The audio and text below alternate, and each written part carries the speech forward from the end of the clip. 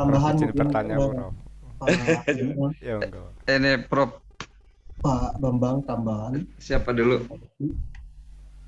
Saya ingin menjelaskan ketika misalnya Pak ingin minta pendapat ketika kita misalnya menerapkan hermeneutika Gadamer misalnya atau Heidegger ya yang mengangkat misalnya sebuah teks itu kita tafsirkan dan menghasilkan pola pikir kita, perubahan kita. Dalam konteks disertasi itu masuk kriteria ilmiah tidak struktur objektif itu ketika ditafsirkan gitu. Itu saja. Oke, Pak Dadang yang wali atau saya yang wali? Nanti di slide ke-8 saya akan kasih satu buku, kerangkanya itu kerangka Gadamer. Nanti bisa tiru buku itu. Tapi silakan yang lain dulu, karena Pak Dadang mau menginginkan slide 8. Nanti saya sampaikan. Izin tanya, Prof. Izin Jadi tanya, Pak Prof. Dadang yang wali, karena itu dia bisa meramah menanyakan sesuatu yang saya siapkan. Atau saya yang wali, saya tahu pasti ada yang nanya kayak gini. Karena itu saya sudah siapkan. Pak dadanya kebelet itu. Atau Izin saya tanya, Prof. sayanya, Dok. Silakan Pak Aris, kemudian Pak Zainal. Izin Pak Zira, monggo. Oke, gini Prof. Tadi saya tergelitik dengan apa yang disampaikan Prof. Bahwa segala sesuatu tidak harus diperjelas, biarlah apa adanya. Dan memang realitanya sejauh selama saya belajar tentang hermeneutik, justru saya tidak menemukan kejelasan sama sekali, Prof. Mohon maaf. Banyak metode-metode yang dari Gadamer, terus Heidegger, Dilthey, kok semakin maaf ya, Prof, ini tidak menemukan kejelasan. Akhirnya saya mengambil kesimpulan begini, Prof. Realitanya hermeneutik itu adalah dialog. Dialog itu tidak harus menemukan kejelasan, tetapi bisa menimbulkan kepemahaman. Pemahaman itu kan muncul dari hati, tergantung bagaimana suasana hati kita. Ya tadi seperti seni juga. Lah, dan dialog ini tidak akan pernah berhenti. Artinya, segala sesuatu tidak harus diukuri dengan benar atau salah, tetapi segala sesuatu itu bisa dicocokkan dengan kondisi dan suasana yang kita hadapi saat ini. Apakah seperti itu, Prof? Boleh, jawabannya boleh. Boleh. Gini ya, kata boleh itu sebenarnya dalam agama juga sih, cuma dalam filsafat. Jika kebenaran itu 10 hitungannya dan kita mendapatkan 3, itu kan agak benar. Karena pemahaman itu kan kayak gitu. Kalau penjelasan itu harus utuh. Kalau itu 5 cm ya 5 cm. Tapi kalau pemahaman, nah itu cuma seujung kuku gajah. Ya itu benar gitu loh. Nggak usah ngomongin 5 cm, tapi misalnya cuma apa seujung kuku gajah misalnya, itu oke. Nah, jadi bolehlah kayak gitu. Walaupun bukan berarti tidak berdasarkan pada benar salah. Sebenarnya lebih kalau dalam agama ya, sesuatu itu kita imani karena itu kita harus cari kebenarannya. Bukan sesuatu itu benar maka kita imani, nggak gitu sebenarnya. Terlalu hebat kita mengukur kebenaran dulu baru beriman. Karena itu kita iman dulu baru kita coba rumuskan kebenarannya. Saya mungkin agak aneh, tapi semakin lama semakin capek juga pikiran untuk mencari benar dulu baru iman. Karena tadi cinta itu tidak benar. Nggak benar, Pak. Cinta itu nggak benar. Cinta itu nggak benar. Tapi setelah kita menikah baru kita buat pembenaran. Setelah merasakan ya, Prof. Setelah merasakan baru mengatakan benar. Pembenarannya itu baru kemudian. Jadi bukan tanpa benar dan jadi kalimatnya bukan benar dan salah, tetapi kita tertarik atau tidak tertarik. Itu penting atau tidak penting sih sebenarnya. Lagi-lagi saya menggunakan ngajar kali ini pakai pendekatan pragmatik. Pragmatik itu guna. Gunanya apa? Kalau berguna ambil, kalau nggak berguna simpan dulu deh. Siapa tahu kali lain berguna. Jadi sebagai prajurit kita harus memiliki banyak senjata. Kapanpun dibutuhkan, kita tinggal ambil senjata itu. Itu fungsinya kuliah. Dapat teori ini, jangan ditolak Pak, simpen aja. Iya, Pak. Jadi Bapak bisa ngelawan siapapun. Kelak. Siap, Prof. Oke, Pak Zena.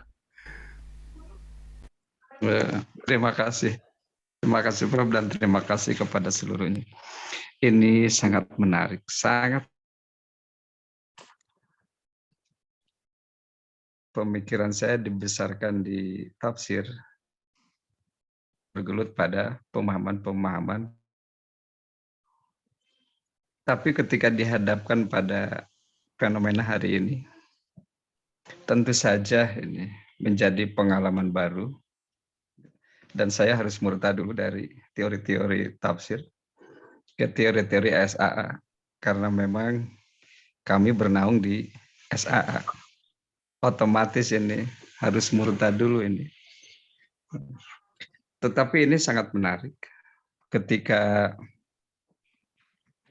atau secara hipotesis tadi yang disampaikan oleh Pak Bambang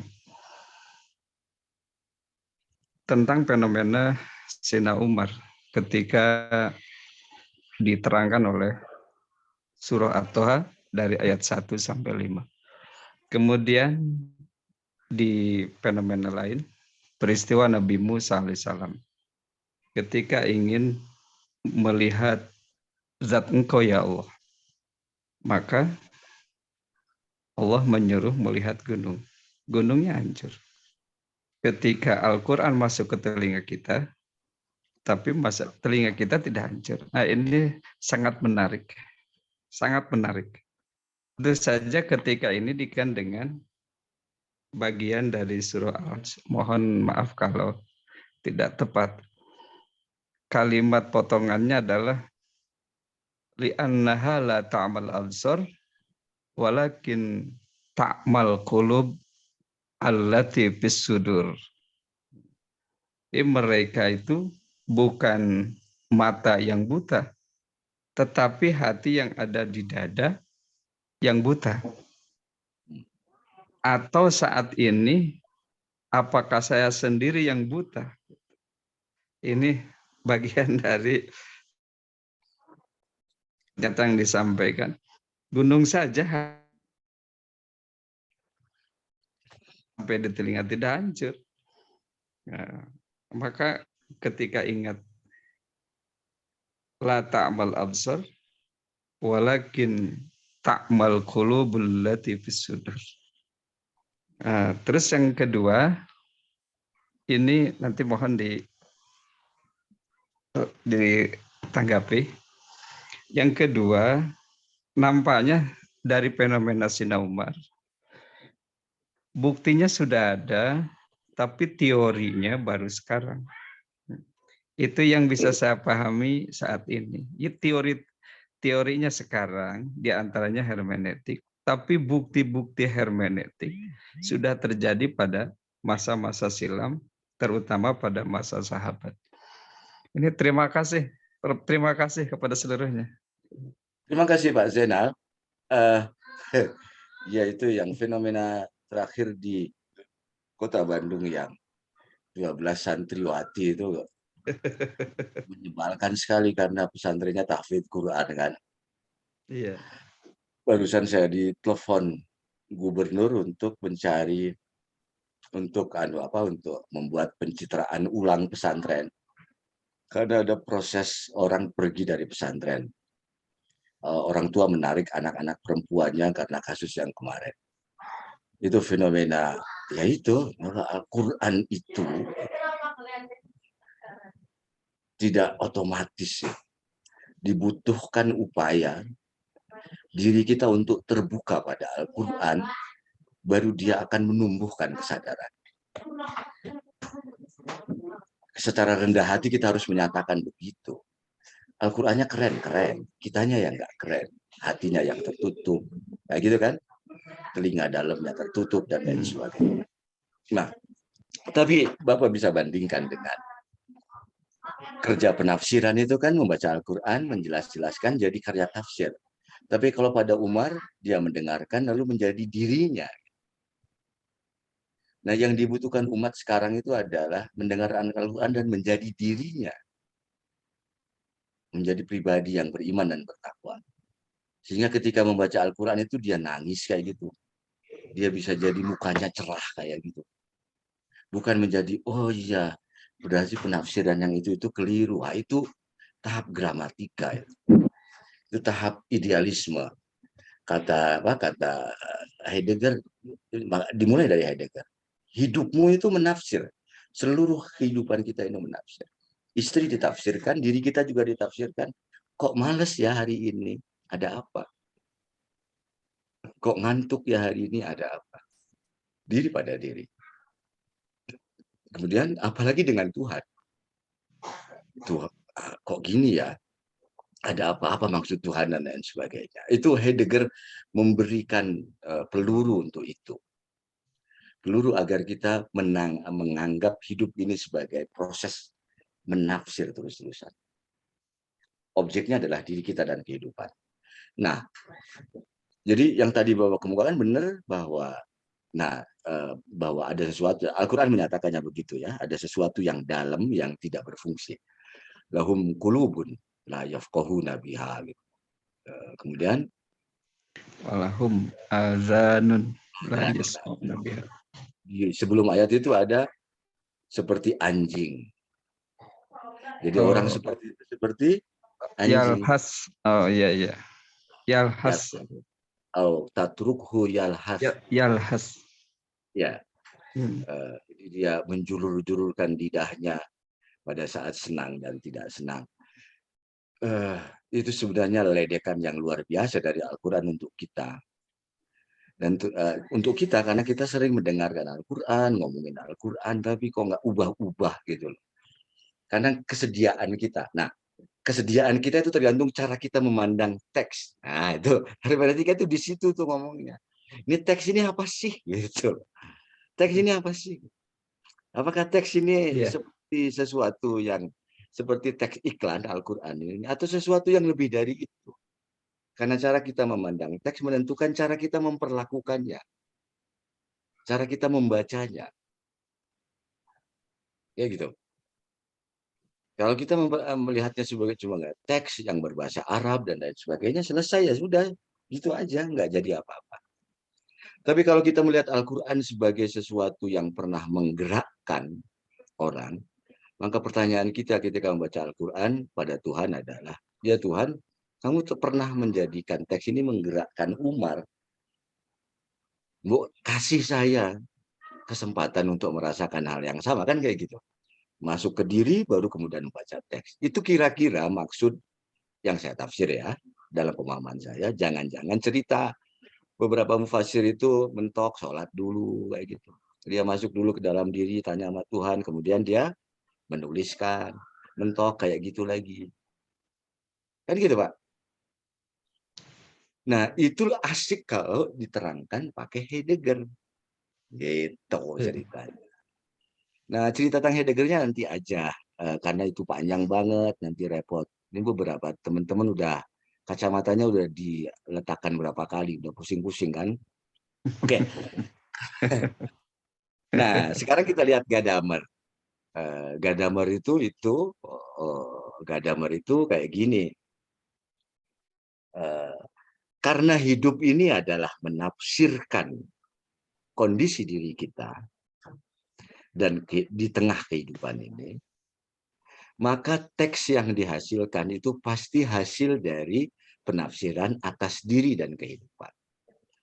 Bisa dipahami di situ ya, postulatnya ya. Karena hidup ini menafsir, maka teks yang dihasilkan pasti hasil dari penafsiran dari diri kita, gitu kan? Gitu. Kita merenungkan sesuatu lalu menghasilkan karya. Kecuali fenomena zaman sekarang, bikin artikel jurnal bukan karena pendalaman diri, tetapi karena ditagih. Ditagih. Karena itu yang penting masuk. Itulah keyakinannya. Jadi sebenarnya si Heidegger dibantah oleh perilaku dosen di abad ini. Itu bukan soal eksistensi diri, tapi itu soal eksistensi sih ya. Kalau nggak masuk jurnal kan nggak dipuji-puji sama orang lain. Nggak dianggap pinter kayak gitu. Walaupun itu bukan jati dirinya. Nah, tapi secara teoritis, karya itu adalah bagian dari proses dirinya menafsir. Nah, maka itu yang pertama ya. Jadi teks adalah hasil dari penafsiran hidup si pengarangnya. Bagian kecil dari penafsiran hidup pengarangnya. Nah, sekarang kita lihat yang kedua, yaitu pembaca, kita penafsir. Kita yang menafsir kan sama. Dalam tatapannya Heidegger kan sama. Sebagai orang yang terus-menerus menafsirkan dirinya dan kehidupan. Gitu kan? Sama kan? Kan tadi rumus dasar dari Heidegger, hidup adalah menafsir terus-menerus. Dan kegiatan menafsir, kegiatan membaca adalah bagian dari kegiatan kita menafsirkan kehidupan kita. Tujuan menafsir bagi Heidegger adalah menemukan jati diri kita. Maka ketika saya membaca Al-Quran, itu tujuannya tidak cuma menemukan makna, tetapi juga menemukan kesadaran diri kita yang baru. Berdasarkan apa yang ditawarkan oleh Al-Quran atau teks. Gini, saya turunkan Al-Quran repot deh, karena tidak semuanya membaca Al-Quran. Ada banyak orang membaca novel, novel tertentu misalnya gitu. Ketika membaca novel itu ada yang sampai menangis-nangis kan. Lalu ada yang sampai menyimpulkan bahwa wah laki-laki nggak bisa dipercaya misalnya kayak gitu. Gara-gara perempuan bisa jadi kayak gitu. Itu contoh bagaimana proses menafsir yang tidak cuma menghasilkan arti dan makna, tapi juga menghasilkan kesimpulan baru dan sikap baru. Nah, proses itu disebut sebagai fusi of horizon. Oke, silakan di nomor 7. Slide 7. Nah, slide 7 itu kayak gini. Nah, pada fusi of horizon, pembaca dan teks itu bisa sebagai objek, bisa sebagai subjek. Pada saat kita membaca, kita sebagai subjek dan teks menjadi objek. Tapi bisa jadi dari teks itu mempengaruhi kita. Pada saat teks itu mempengaruhi kita, kita menjadi objek dan teks itu menjadi subjek. Misalnya, ya tadi, ibu-ibu tiba-tiba menangis, mukul-mukuli kepalanya atau mukul-mukuli suaminya gara-gara membaca teks cerita tentang kekacauan laki-laki. Misalnya kayak gitu, dia artinya pada saat membaca dia jadi subjek, kemudian pada saat dia terpengaruh oleh apa yang ada di dalam teks itu disebut sebagai dia menjadi objek dari teks itu. Nah, tapi teorinya katanya